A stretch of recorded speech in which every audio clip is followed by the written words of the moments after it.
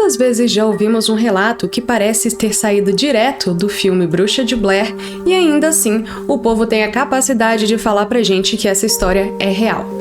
Eu sou a Jéssica Zanetti e esse é o Espíritos do Além, que trata de assuntos insólitos, misteriosos e sobrenaturais, sempre nessa ordem. Venha comigo porque hoje mergulharemos em uma lenda que assombra as florestas do estado da Pensilvânia, nos Estados Unidos. Só para vocês terem uma ideia, gente, é o seguinte, essa é a segunda vez que eu gravo este episódio, sim, porque a primeira vez eu tentei gravar no escritório do meu marido, porque no computador dele ele tem uma placa de vídeo boa, então a gente conseguiu downloadar um aplicativo de inteligência artificial. E esse aplicativo de inteligência artificial faz com que eu possa ler o script que está na minha frente, ao mesmo tempo meus olhos ficam olhando pra vocês. Porque assim, eu podia, comprar um teleprompter? Poderia, só que é caro pra caramba e eu não ganho dinheiro. Isso, tecnicamente, continua sendo um hobby, certo? Então, assim, eu tentei, gastei uma hora ali e o microfone dele não tinha melhor qualidade, era um microfone desses acoplados ao fone de ouvido, então eu tô tendo que fazer de novo. E é o seguinte, né, por que eu queria ler esse roteiro dessa vez? Eu vou falar pra vocês, por quê? Em primeiro lugar, né, tem uns avisos que eu gostaria de dar, que eu acho que ficaram melhor escritos do que eu poderia dizer, né? E em segundo lugar, porque, assim, é um episódio de lenda urbana. Como vocês sabem, né, nesses episódios eu costumo, assim, dar o melhor que eu posso de mim, e sempre saem, assim, contos magníficos, né? E merecedores do Prêmio Nobel de Literatura, né? Assim, só para contextualizá-los. Então, infelizmente não deu certo. Né? E justamente deu certo o episódio quase inteiro, só que aí eu coloquei o microfone mais assim, né? Porque quando eu conto a lenda, eu faço essa voz assim, e aí ficou uma qualidade terrível, então eu vou ter que fazer o episódio todo de novo. Bom, depois disso, né, vamos então para o episódio. E, gente, é o seguinte, só, né, para abrir um parêntese aqui, antes do começo do episódio, durante esse episódio eu vou usar a nomenclatura hospício. Isso porque eu não quero me referir a instituições psiquiátricas como a gente conhece hoje em dia. Eu estou me referindo, no caso, né, a uma instituição psiquiátrica do século XIX. E isso por quê? Porque no século XIX, os hospícios eram conhecidos por serem hospitais multiusos, nos quais pacientes que tinham algum tipo de doença mental eram colocados juntos com pacientes que tinham deficiências mentais ou deficiências físicas e com pacientes que tinham tuberculose e até mesmo pacientes que tinham doenças reumáticas, certo? Então eles chamavam de hospício porque eles estavam, na verdade, né, não ajudando e tratando desses pacientes, mas sim, basicamente segregando esses pacientes da sociedade, do resto da comunidade e deixando-os esquecidos. Eu vou falar mais disso mais pra frente no episódio, mas por enquanto eu só quero que vocês tenham em mente que quando eu falo hospício, eu não estou querendo dizer uma instituição psiquiátrica tal como a gente conhece hoje em dia, e sim a instituição do século XIX. Então, com isso sendo dito, nós podemos agora começar o nosso episódio. No coração de uma cidade chamada Helen Township, no condado de York, vocês adivinharam, na Pensilvânia, não em Nova York, existe uma mata em que, dizem as más línguas, há 7 portões, e esses portões representam 7 portais para o inferno. Apesar dessa lenda existir apenas desde o início do século XXI, essa lenda é relativamente moderna e ela, na verdade, surgiu no início dos anos 2000, em algum ponto ali. E, né, porque ela surgiu, ela também foi se espalhando para outros estados. E hoje lugares como, por exemplo, Collinsville, em Illinois, conta uma lenda muito similar, mas ao invés de serem 7 portais para o inferno, na verdade são 7 portais para o inferno, só que não são portões, e sim, adivinha, passagens ferroviárias subterrâneas. Muito mais legal, né? Poderia ter contado essa lenda? Poderia, mas essa lenda aqui é muito louca, então vamos com ela, tá bom? Essa lenda também tem similaridades com outras lendas, como por exemplo a lenda do Quarto do Diabo e também a lenda da Mansão Coote em Chaddsford. Mas, como eu falei, eu vou me focar na lenda dos 7 portais para o inferno da Pensilvânia. ok? Bom, e apesar dela ser contada a partir do século XXI, as suas origens macabras remontam ao século XIX. E isso porque, durante este século, teve um aumento exponencial no número de casos envolvendo pacientes de saúde mental, o que forçou o governo, não apenas na Pensilvânia, mas em todo o mundo, a começar a criar instituições que tentassem tratar dessas pessoas.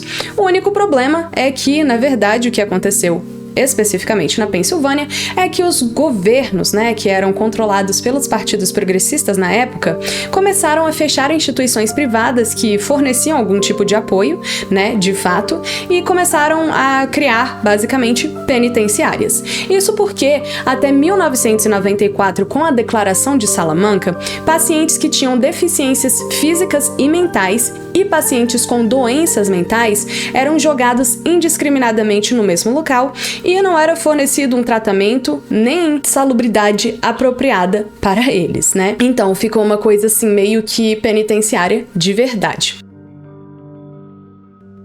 E isso aconteceu não apenas aqui nos Estados Unidos, na Pensilvânia, mas também no resto do mundo inteiro, dando a gente, por exemplo, episódios como o Holocausto Brasileiro, como é chamado, que aconteceu no Hospício de Barbacena, em Minas Gerais, né?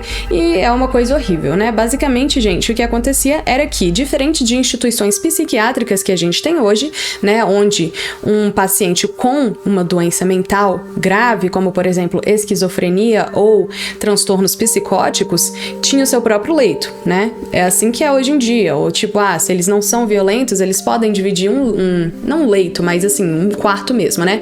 Com uma outra pessoa.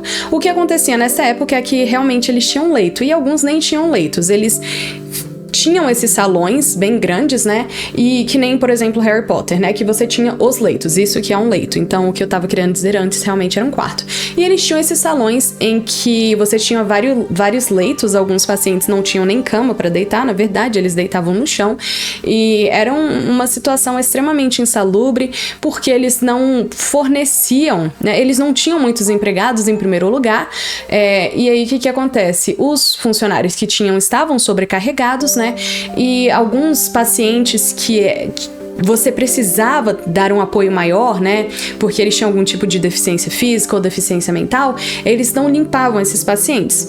O que significa, basicamente, vão assistir o filme Ensaio sobre a Cegueira, que é uma adaptação da obra do José Saramago, tá? Porque é triste a coisa.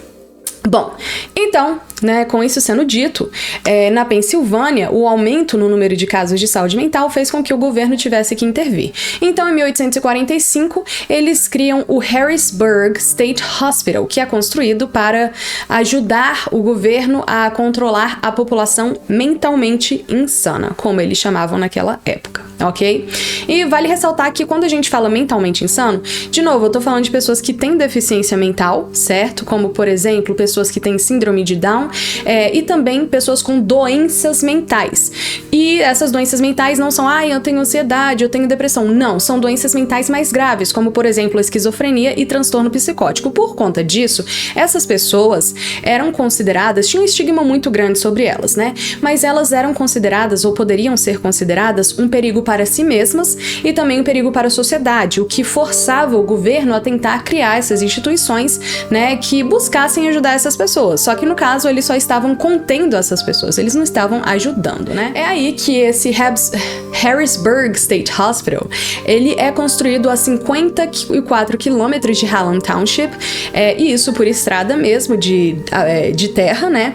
E a 37 quilômetros pelo rio Susquehanna, ok? Que na época era o melhor método, né, para você chegar ali de transporte. E isso porque era super acessível. Esse hospital, ele foi criado como uma forma de conter as pessoas. Por conta de conter as pessoas, ele foi criado que nem uma penitenciária. Ele foi criado afastado no meio da mata. A única via acessível era uma estrada chamada Toll Road, da qual eu falarei mais pra frente nesse episódio, certo? E ela não era bem uma via acessível acessível por carros ou por carroça, né? Nada disso. Ela era acessível só a pé. Era como se fosse um trilheiro. Então, era de muito difícil acesso e por conta disso, para transportar pacientes, né? E mantimentos, eles escolhiam usar o rio Susquehanna. Ok, Jéssica, beleza. Essa é a segunda vez que você fala pra mim desse tal rio Susquehanna. O que é esse rio Susquehanna? Calma que eu vou chegar lá. Mas antes eu quero falar da Toad Road. Então a Toad Road, como eu falei, era um trilheiro. E ela dava, né, de Helens Township até esse córrego chamado Corrodus Creek. E o córrego dava então para o rio Susquehanna. Então agora sim, vamos lá, rio Susquehanna, eu sei disso porque, Jéssica, você já falou desse rio. Eu não sei disso porque eu sou bom em geografia dos Estados Unidos, porque eu não sou bom em geografia dos Estados Unidos. Calma, ouvinte, né, e audiência. No caso, o que acontece é o seguinte, eu falei sim do rio Susquehanna pra vocês, e isso foi durante o episódio dos Smurl. Então, se você não lembra do episódio dos Smurl, eu falo pra você, volta lá, escuta o episódio dos Smurl, ele está no Spotify, e olha que notícia boa, eu já vou deixar isso aqui, mas antes, rapidinho, deixa eu só falar, deixa o seu like nesse vídeo, gente, por favor, ok? Muito trabalho, já deixa o seu like aí, deixa um comentário falando, eu vou lá assistir, eu vou lá ouvir o episódio da família dos Smurl, ok? Então, Jéssica, onde é que eu encontro o episódio da família dos Smurl? Se você está no Spotify, você encontra no Spotify. Se você está no YouTube, tem um link, ok? Na descrição do canal, tá? Que manda você lá pro Spotify. E ali eu tenho todos os episódios que eu fiz até hoje, desde o começo. Mas, porém, todavia, entretanto, eu também tenho uma notícia boa pra vocês, tá? Se você deixou o like, se você não deixou o like... Não, brincadeira. Eu tenho uma notícia boa pra todo mundo. Ok. O que é essa notícia? Bom, eu vou começar a fazer o upload dos episódios que não tinham vídeo antigamente, né? Que eram apenas episódios de podcast para o YouTube. Então, dessa forma, você vai poder ter acesso a todas as histórias de true crime, assombrosas ou de lenda urbana que eu já contei até aqui. Então, assim, uau, que presentão, né, gente? Uau, nossa, merece o seu like? Com certeza. Com certeza merece o seu like. Ok, então, rio Susquehanna, Jéssica, tá? Episódio dos Smurl, mas eu não tenho tempo pra ir lá ouvir o episódio dos Smurl agora, me conta. Bom, mas pra você que não pode voltar agora e ouvir o episódio dos Smurl, eu vou dar uma pequena resumida do que acontece. O rio Susquehanna e as áreas ao redor do rio Susquehanna são facilmente, e também vou dizer frequentemente, inundáveis. Então, por conta disso, existem enchentes recorrentes ali naquela região. Então, quando eu tava falando do episódio dos Smurl, eu falei do condado de Luzerne, que era pra onde os Smurl tinham se mudado, né? E aí, basicamente, eles foram forçados a se mudarem da sua casa porque tinha tido uma enchente que inundou a casa deles até 3 metros, a casa ficou toda destruída e aí eles mudaram para uma casa cheia de aventuras, né? Ou não. Bom, o fato é que, tá?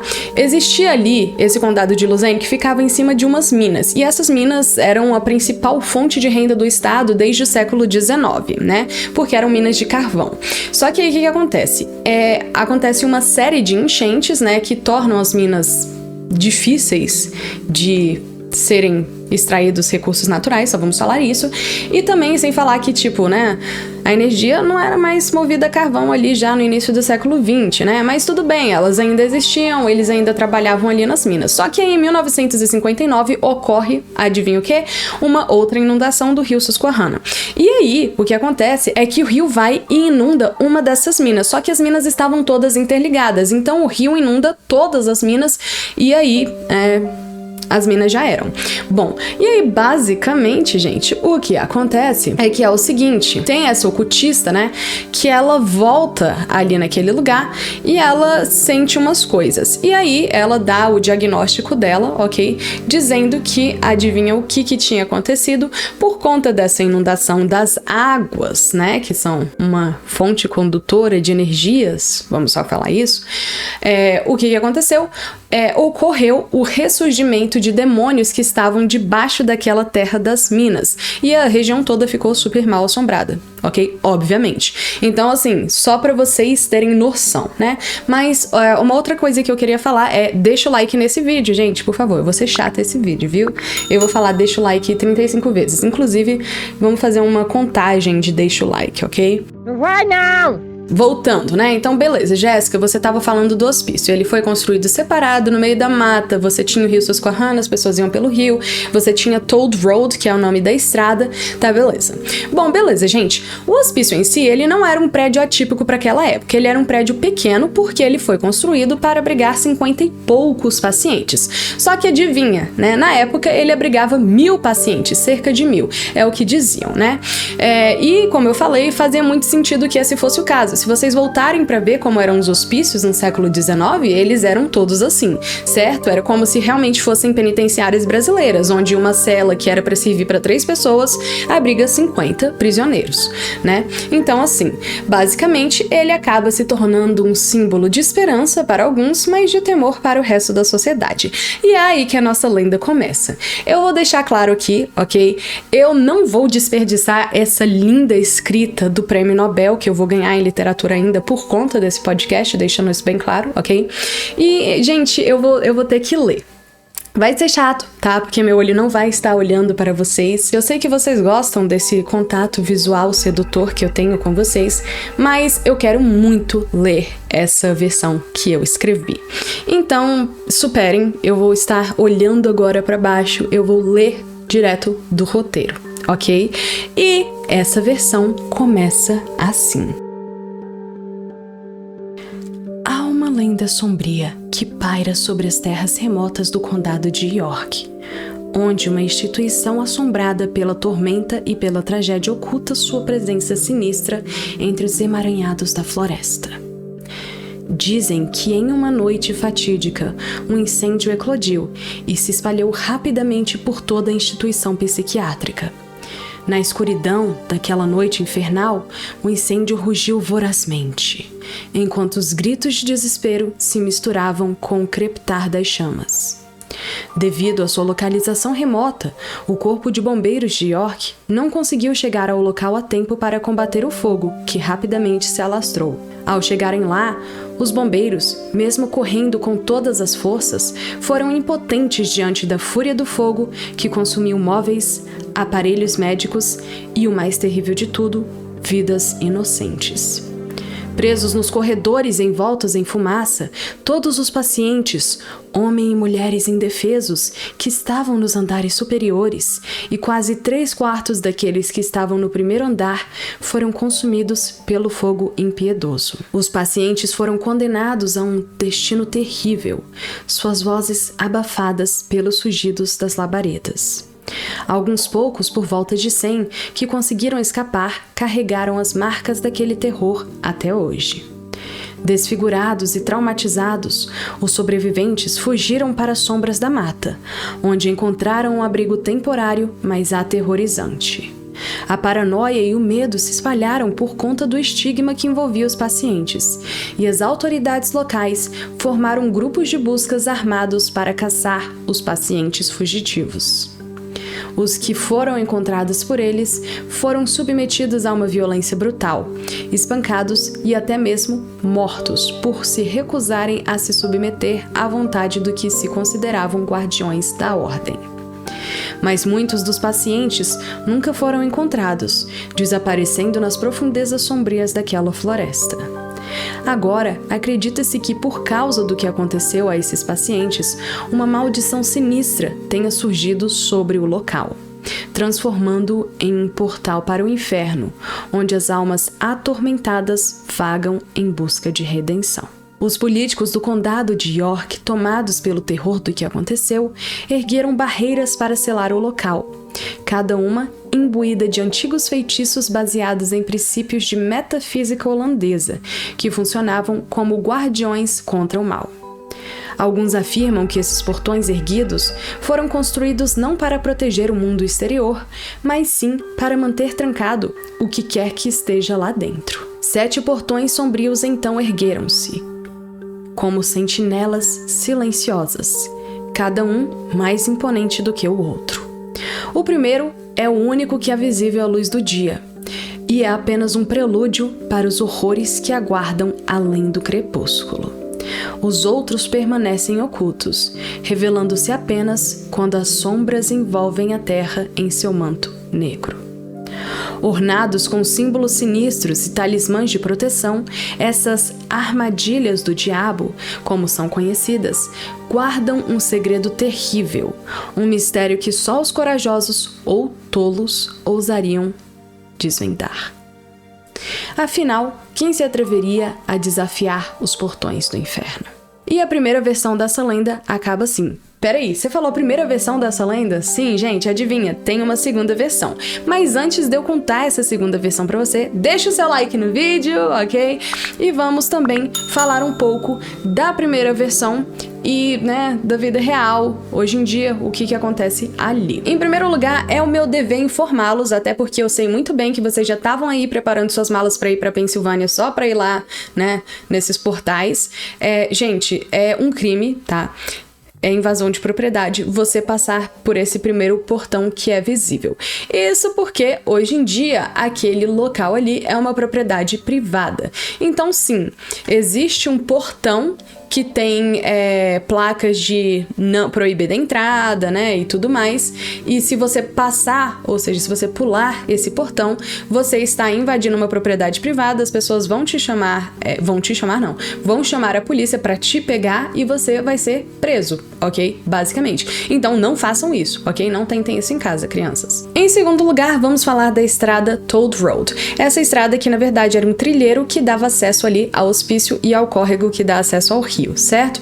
Bom, ela existiu em perfeito funcionamento até 1884, quando então, adivinha o que aconteceu? Ela foi inundada pelo rio Susquehanna, ok? Bom, a partir de então, ela meio que existia, só que ela não estava 100% nas melhores condições. Mas ela continuou ali existindo por boa parte do século XX, até que em 1936 houve uma segunda inundação do rio Susquehanna, a chamada inundação do dia de São Patrício.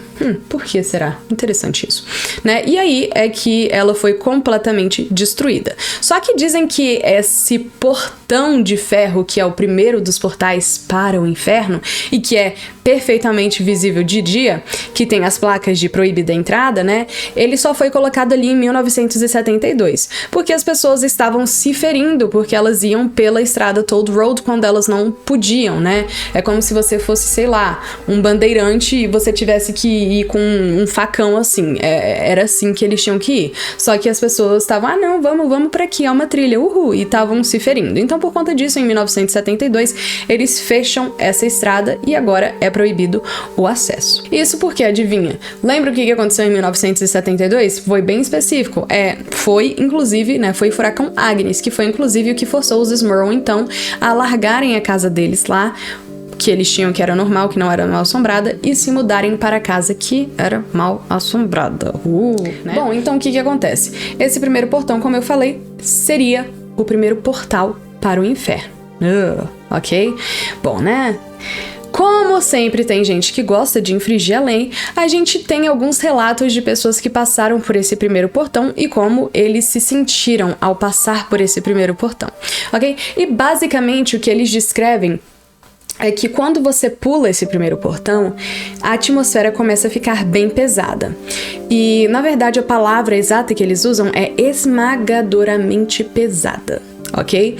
E eles comparam a sensação a ter uma pessoa sentada em cima do seu peito, o que torna a respiração ali naquele lugar muito, muito difícil, ok? Então, assim, pesado, Outras pessoas dizem que além dessa sensação de você não conseguir respirar, você também tem aquela sensação que todo mundo conhece, que é da sua morte iminente. Quem nunca sentiu a sensação de morte iminente na sua vida, eu não sei o que você tá vivendo, não é mesmo?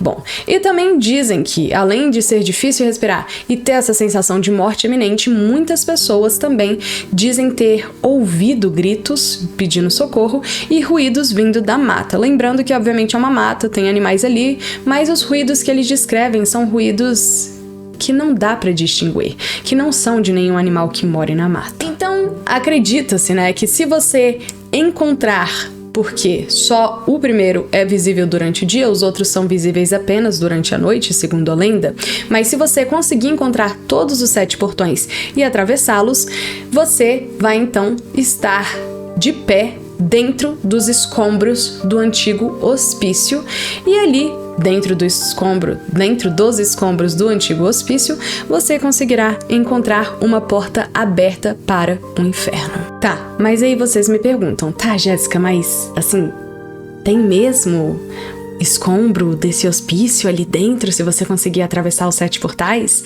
E, gente, a resposta vai surpreender vocês, porque adivinha, não tem nada, não tem vestígio nenhum de que algum dia tenha existido nenhum tipo de construção naquele local. O que, vamos ser sinceros, se o local era construído de paredes de pedra, como diz a lenda, né? E ele pode ter pegado fogo e tudo mais, mas era construído de paredes de pedra, vamos lá, teria pelo menos algum tipo de estrutura no chão que mostrasse pra gente que algum dia existiu alguma coisa ali. Só que não existe nada. E se você conseguir entrar naquela propriedade e passar por todos os locais, a única coisa que você vai encontrar é, na verdade, um antigo moinho, tá? Que inclusive ainda é preservado hoje em dia pela Sociedade Histórica de Hallam Township. E esse moinho nem se encontra na Toad Road, ele se encontra, na verdade, na estrada River Farm Road, que costumava existir ali. E o problema é o seguinte, aí vocês falam, tá, mas você falou que você tem que atravessar os 7 portais, então alguém já atravessou esses 7 portais? Não, gente, na verdade, as pessoas, né, que atravessaram esses portais só conseguiram, segundo a lenda, né, conta, né, segundo as pessoas da cidade que acreditam na lenda contam, só conseguiram atravessar 5 dos 7 portais, então que 2 deles permanecem selados. Aí vocês me perguntam, tá, Jéssica, mas assim, como que você sabe que não existe vestígio nenhum? Você já foi lá? Você atravessou os 7 portais? Não, eu não fui lá. Na verdade, eu nunca estive na Pensilvânia. Ainda. Mas, aí é que tá, gente. Lembra que eu falei pra vocês que é um crime você atravessar esse primeiro portão?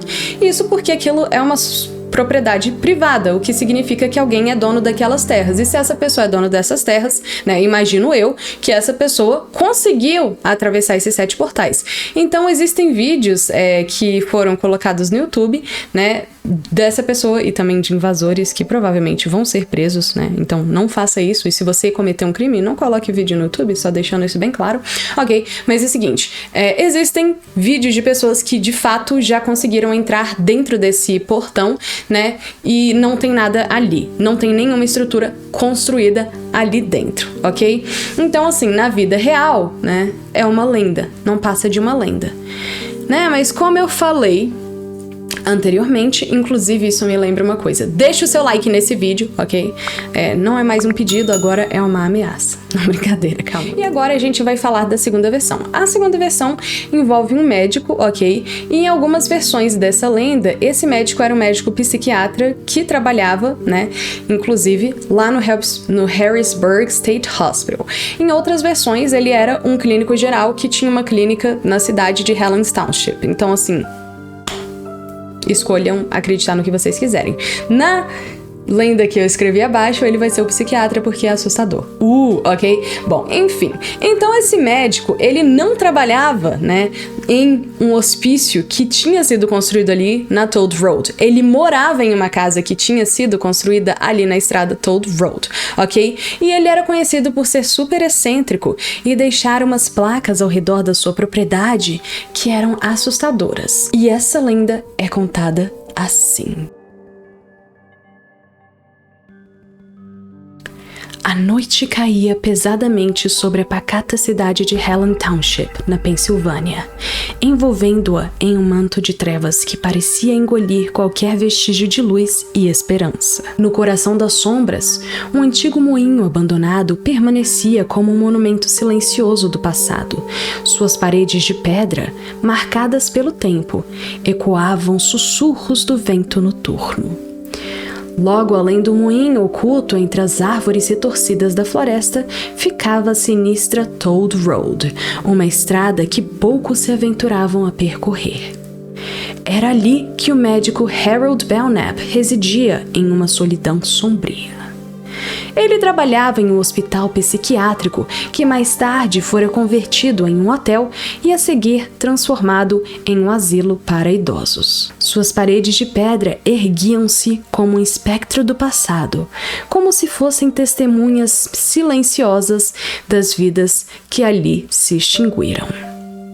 Com o passar dos anos, o local havia se tornado palco de rumores sombrios, história de portais misteriosos que guardavam segredos além da compreensão humana.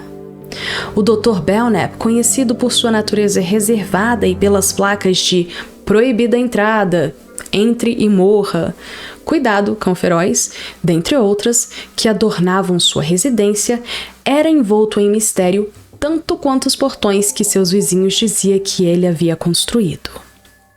Alguns alegavam que ele havia erguido apenas um portão, uma barreira para manter os intrusos afastados.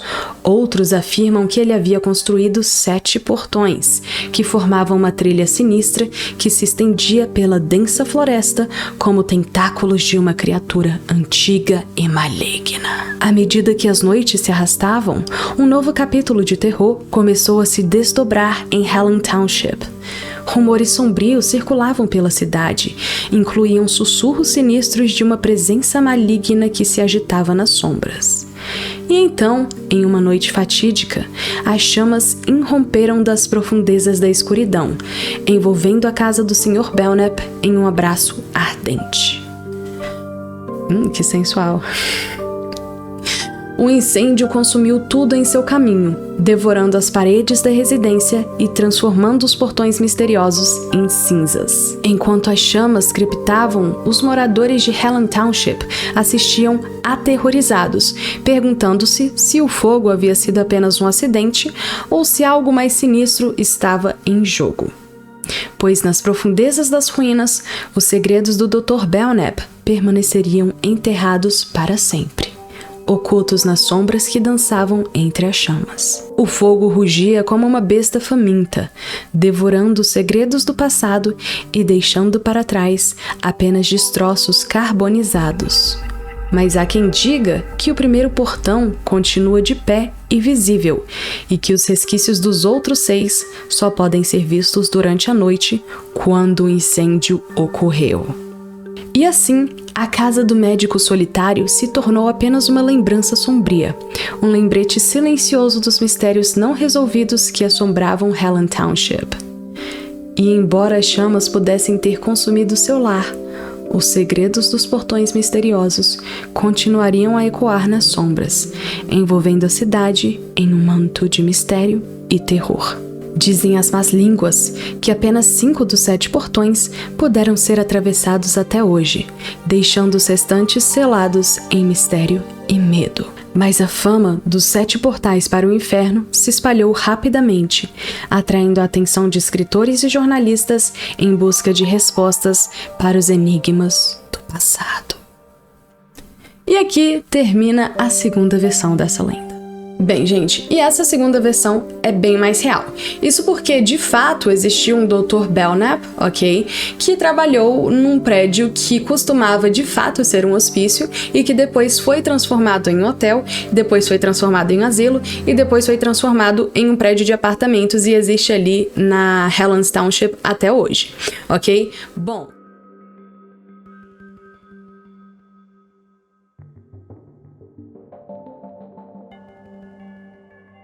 Eita, gente, sabe o que acabou de me ocorrer aqui na edição? Que como eu estava tentando não dar spoiler pra vocês, porque eu dividi as duas versões, 1 e 2, certo? Me ocorreu que eu coloquei a foto do hospício, né? E eu esqueci de falar que aquele hospício que é o Harrisburg State Hospital, que existe de fato, por isso que tem uma foto dele, ele não é construído na Toll Road, ele é construído na cidade de Hallam Township. Então, assim...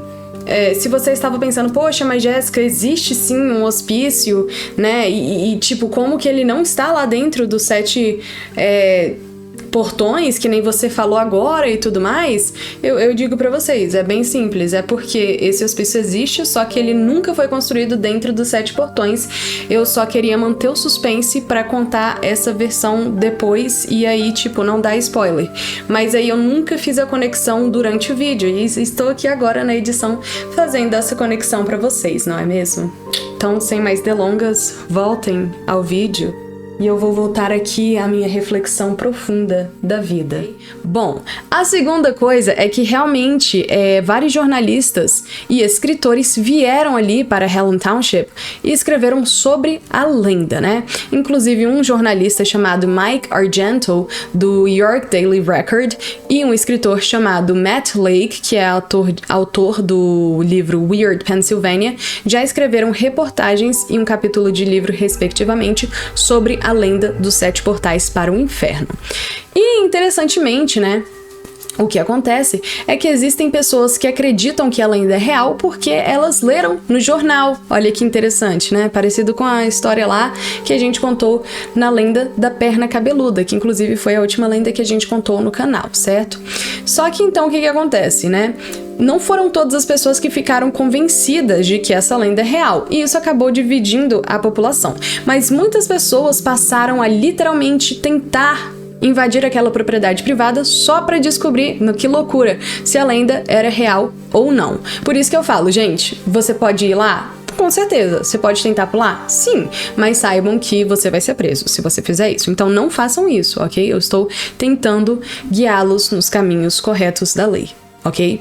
Bom, então é o seguinte, de tantas pessoas e pessoas locais e também pessoas que vinham de fora da cidade para tentar descobrir se a lenda era local, a própria cidade teve que se pronunciar.